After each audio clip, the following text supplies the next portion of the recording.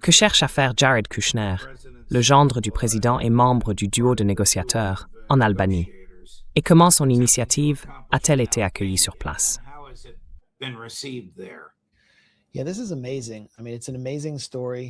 Oui, c'est incroyable. Franchement, c'est une histoire hallucinante. En juillet 2021, Jared Kushner était sur un yacht appartenant à un ami au large de l'île de Sazan, dans une zone écologiquement protégée, connue pour ses magnifiques flamants roses. Il était avec Ivanka Trump. Et apparemment, d'après Ivanka Trump, ils ont nagé jusqu'à cette île inhabitée, ont été complètement séduits par ce qu'ils ont vu et ont décidé de lancer un méga complexe touristique. Un projet d'environ 4,5 milliards de dollars, avec 10 000 chambres d'hôtel et des villas de luxe dans cette réserve naturelle intacte. Il se trouve que le yacht sur lequel ils étaient appartenait à Nathaniel Rothschild, de la famille Rothschild, qui fut cliente de Jeffrey Epstein et est connue depuis longtemps pour avoir financé des guerres et toutes sortes d'activités douteuses.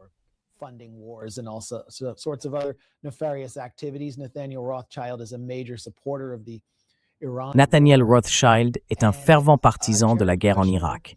Et depuis, Jared Kushner s'est engagé dans une sorte d'accord secret avec le premier ministre albanais, Edi Rama, qui, selon eux, est un instrument acheté de l'Empire occidental, comme l'a été la direction albanaise depuis la fin de la guerre froide.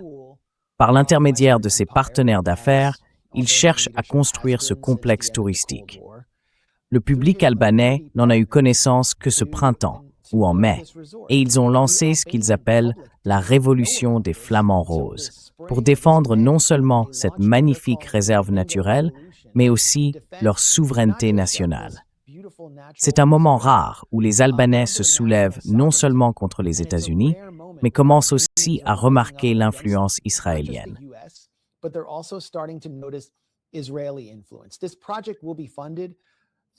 Ce projet sera financé par Affinity Partners, la société de Jared Kushner, qui sert en réalité de véhicule d'influence étrangère pour des pays comme l'Arabie saoudite, qui le finance, ainsi que le Qatar, où une entreprise qatari sera copropriétaire. Les Albanais pointent d'ailleurs du doigt, à juste titre, ces monarchies du Golfe, mais aussi Israël, en raison des liens profonds et durables de Jared Kushner avec ce pays.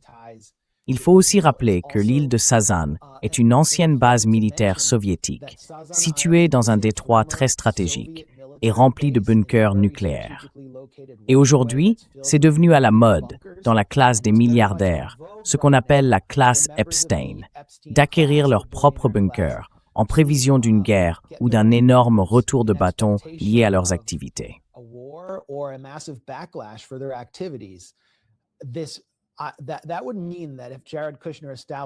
Cela voudrait dire que si Jared Kushner crée ce complexe de luxe exclusivement sur cette île, il deviendrait aussi un possible bastion pour la projection de la puissance israélienne dans la région. On a déjà vu des Israéliens acheter de vastes terrains à Chypre et Israël installer une présence de renseignements militaires un peu partout en Grèce. Les Albanais commencent donc à faire le lien entre tout ça. Et que dit le Premier ministre Edi Rama à propos de ces manifestations qui en ce moment même envahissent les rues de Tirana, la capitale albanaise? Des milliers et des milliers de personnes sont dans la rue.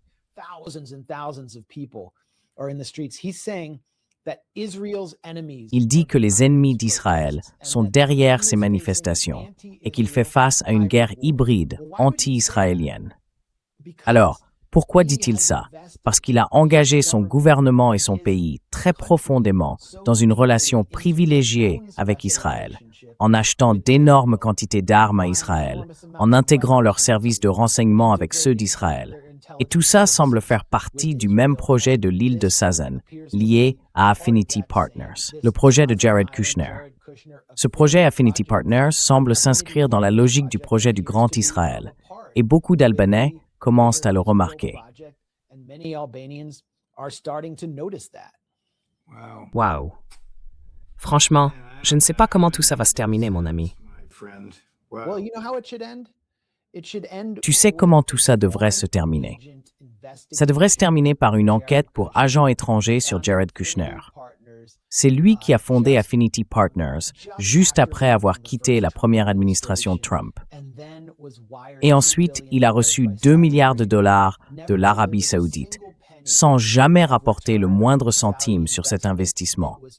C'était simplement un moyen pour les Saoudiens de verser de l'argent à Trump Incorporated. Et c'est exactement la même chose qui se passe en Albanie. Ils offrent à Jared Kushner une petite île pour en réalité payer Trump Incorporated et ce qu'on peut appeler l'empire occidental émergent, intégré au projet du Grand Israël à travers Donald Trump et sa famille.